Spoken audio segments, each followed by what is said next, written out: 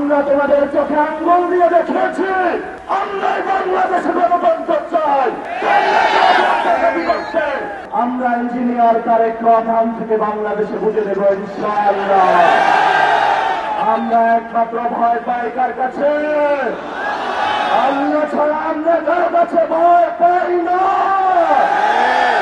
হে মালিক, আমরা বিচার রেখে গেলাম, তুমি তাদের দৃষ্টান্তমূলক শাস্তি বাংলার মাটিতে জনগণের সামনে করবে।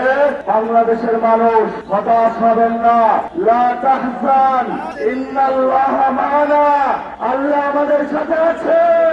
আমরা আল্লাহর কাছে শুকরিয়া জানাচ্ছি যে আল্লাহ তাআলা জনগণের সামনে যারা ভোট ডাকাত তাদেরকে উন্মোচন করতে আমরা সক্ষম হয়েছি। বাংলাদেশে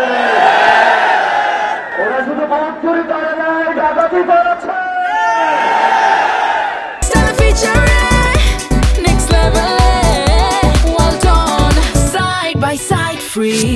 আমাদের সুস্পষ্ট অনেকগুলো দাবি রয়েছে। আজকে নির্বাচনের পরে 11 দলীয় যে ঐক্য রয়েছে, আমরা জনগণের সামনে উপস্থিত হয়েছি। আমরা প্রথমত বলতে চাই, পার্লামেন্টে যে ভোট ডাকাতরা দিয়েছে জনগণের সামনে আমরা বিরোধী দল হিসেবে হাজির হয়েছি।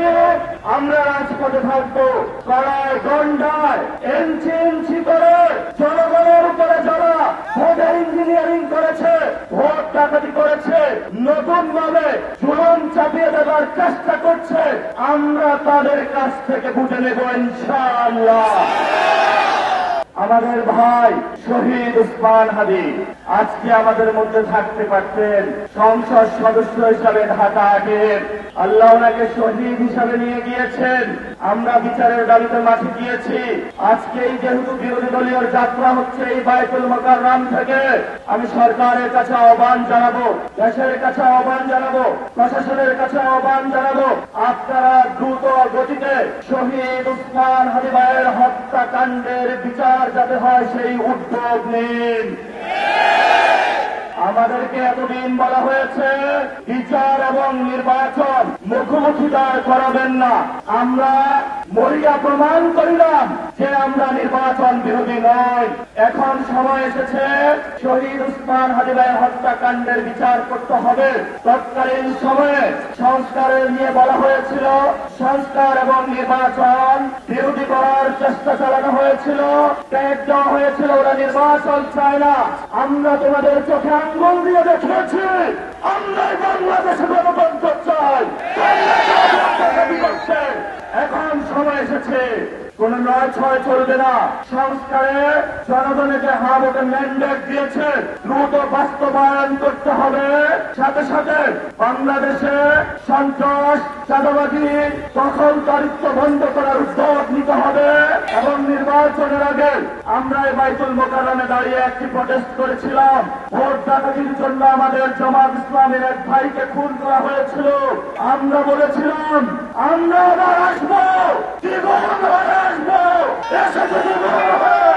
আমাদের ভাইয়ের হত্যার বিচার বুঝে নিতে হবে। রাজপথ সংগ্রাম জারি রাখতে হবে। যেই বন্ডের উপরে আক্রমণ করা হয়েছে, পেটে লাথি মারা হয়েছে, পুরকা ধরে টান দেওয়া হয়েছে, গুলিবিদ্ধ করা হয়েছে, পা ভাঙা হয়েছে, প্রত্যেকটির হিসাব করার গন্ডায় আমরা ইঞ্জিনিয়ার তারেক রহমান থেকে বাংলাদেশে বুঝে দেব ইনশাআল্লাহ। আমরা একমাত্র ভয় পাই কার কাছে? আল্লাহ ছাড়া আমরা কার কাছে ভয় পাই না।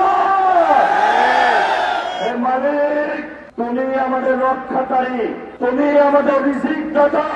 যারা বাংলাদেশে জনগণ 17 বছর অপেক্ষা করেছিল, আমাদের অধিকার ছেড়ে নিয়েছে, ডাকাতির মাধ্যমে ভাইদেরকে হত্যা করেছে, অসম্মান মালিক তোমার মালিকের বিচারে আমরা বিচার রেখে গেলাম, তুমি তাদের দৃষ্টান্তমূলক শাস্তি বাংলার মাটিকে জনগণের সামনে করবে। আমরা আজকে তোমার মসজিদের সামনে বিচার রেখে গেলাম। বাংলাদেশের মানুষ হতাশ হবেন না, লা তাহজান ইন্নাল্লাহা মা'ানা, আল্লাহ আমাদের সাথে আছেন, শক্তিমান নাই। আমরা ইনশাআল্লাহ দ্বিগুণ হয়ে পার্লামেন্টে যাব।